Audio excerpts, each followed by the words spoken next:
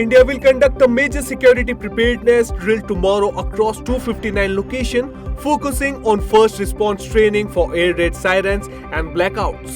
The exercise, the first of its kind since 1971, follows heightened tensions with Pakistan after April 22nd Pahalgam terror attack that killed 26 lives.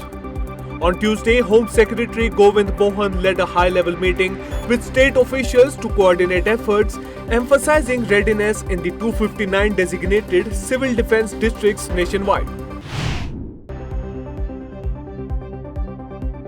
Amid public scrutiny over corruption allegations following the Justice Yashwant Verma controversy, 21 of 33 Supreme Court judges disclosed their assets on Monday. The asset list was published on the Apex Court's website. The list includes information of judges like Chief Justice of India Sanjeev Khanna, Justice B.R. Gawai, Justice Surya Kant, and multiple others. While CJI Sanjeev Khanna on Monday passed the baton to incoming CJI B.R. Gawai for deciding the validity of Waqf Amendment Act 2025, the union government defended the amendment, arguing that it was brought in to curb the misuse of Waqf provisions that were being invoked to encroach on private and government properties. In the last hearing on April 17th, the central government assured the bench that it would not implement certain provisions of the Act for the time being, following which the court decided not to put a stay on the Act. In a historic move, President Draupadi Murmu will be visiting the Sabarimala Sri Ayyappa temple in Kerala on May 19th, making her the first Indian president to visit the temple. The visit to the temple comes as a part of a two-day visit to Kerala, where she is scheduled to attend a private function in the Kottayam district after she arrives in the state on May 18th. Confirming the upcoming visit, the Travancore Devaswan board called it a landmark moment for the nation and the temple. West Bengal CM Mamata Banerjee visited riot-affected Murshidabad on Monday. The visit came in the wake of mounting public and political pressure over the issue of crumbling law and order situation in the state. Banerjee, who also holds the portfolio of State's Home Minister, blamed BJP for the Murshidabad violence. She even went further to level charges against the BSF. Blaming the BSF, she opened, had the security forces refrained from firing a shot, the riots in Murshidabad would have never happened. The TMC Supremo further alleged that Murshidabad violence was well planned.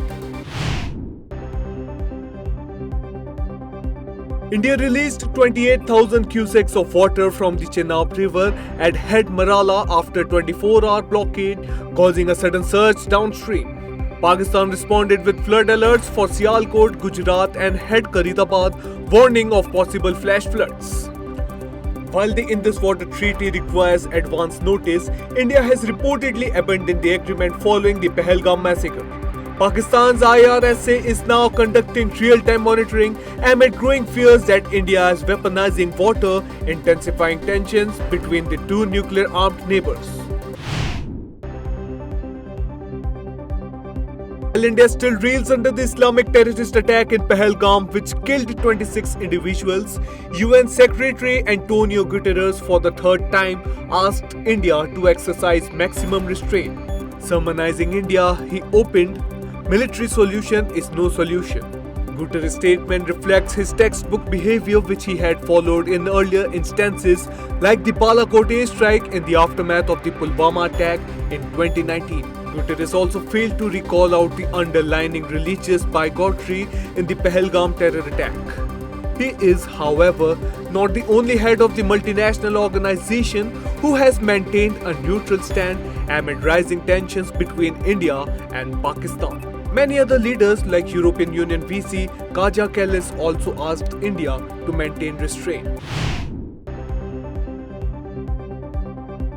Pakistan faced intense questioning during closed-door consultations of the United Nations Security Council regarding its involvement in the Pahalgam terror attack. Sources told ANI that UNSC members raised concerns about the role of Lashkar-e-Taiba, a Pakistan-based terror group, in the Pahalgam attack. UNSC members also raised the issue of accountability and refused Pakistan's false flag narrative on Pahalgam. It was also brought up how the tourists were targeted based on the religion. A closed-door meeting of the United Nations Security Council convened at Pakistan's request amidst rising tensions with India ended without any official outcome. Despite UN Secretary General Antonio Guterres' warning of escalating volatility, no resolution was passed. Pakistan's permanent representative Asim Iftikhar Ahmed again used the platform to level unfounded accusations against India, diverting attention from the deadly Pahalgam terror attack by raising the so-called Kashmir issue and alleging military provocations.